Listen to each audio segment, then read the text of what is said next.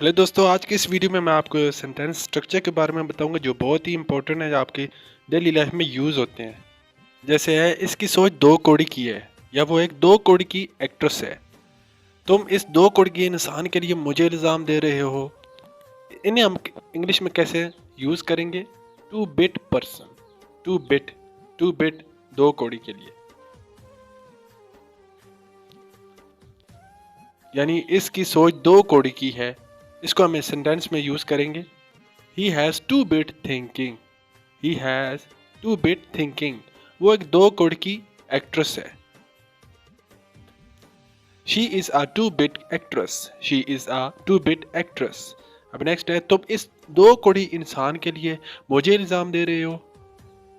You are blaming me for two bit person, you are blaming me for that two bit person, you are blaming me for that two bit person. मैं इस 2 कौड़ी के इंसान के साथ काम नहीं करना चाहता। I don't want to work with that two-bit person. I don't want to work with that two-bit person. इस 2 कौड़ी के इंसान की हैसियत ही क्या है? What is the worth of that two-bit person? What is the worth of that two-bit person? Next structure है, जो भी हो कभी हार मत मानो। कुछ भी हो जाए मैं तुम्हें कभी नहीं छोड़ूंगा। कुछ भी हो जाए हमें ये काम आज ख़त्म करना है। इसके लिए हम सेंटेंस स्ट्रक्चर कैसे यूज़ करेंगे? कम वट में, कम वट में। जो भी हो कभी हार मत मानो। कम what may, never give up, come what may never give up. Come what में को आप सेंटेंस के शुरू में भी इस्तेमाल कर सकते हो और लास्ट में भी इस्तेमाल कर सकते हैं, यानी never give up come what may, या come what may never give up. दोनों आप यूज कर सकते हैं, लास्ट में भी और शुरू में भी। कुछ भी हो जाए मैं तुम्हें कभी नहीं छोड़ूंगा। कम वट में, I will never leave you, come what में, I will never leave you.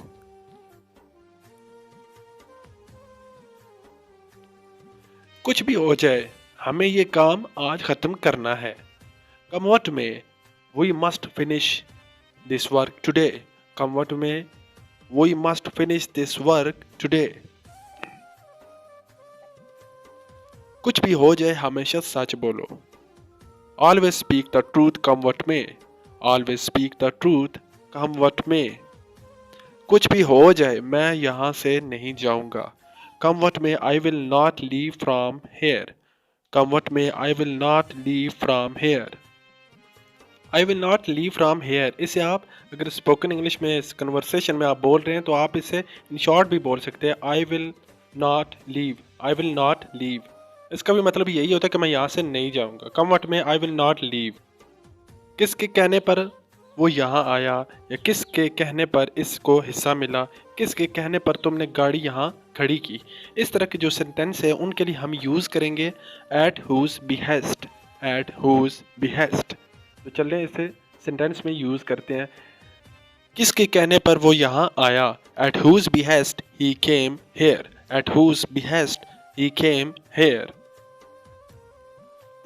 किसके कहने पर इसको हिस्सा मिला, at whose behest she got the part, at whose behest she got the part। किसके कहने पर तुमने गाड़ी यहाँ खड़ी की, eight whose behest you parked the car here, at whose behest you parked the car here।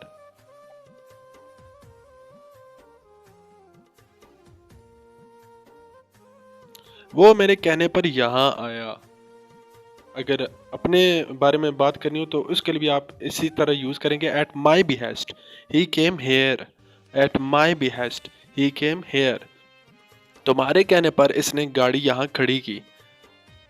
इसको हम यूज़ करेंगे at your behest, at your behest he parked the car here, at your behest he parked the car here. उसके कहने पर या मेरे कहने पर, ये उर्दू का बहुत ही कॉमन सेंटेंस बोला जाता है, लेकिन इसकी एग्जैक्ट जो इंग्लिश सेंटेंस स्ट्रक्चर है वो यही है, एट योर बिहेस्ट या एट माई बिहेस्ट। आप इस सेंटेंस को बोल सकते हैं।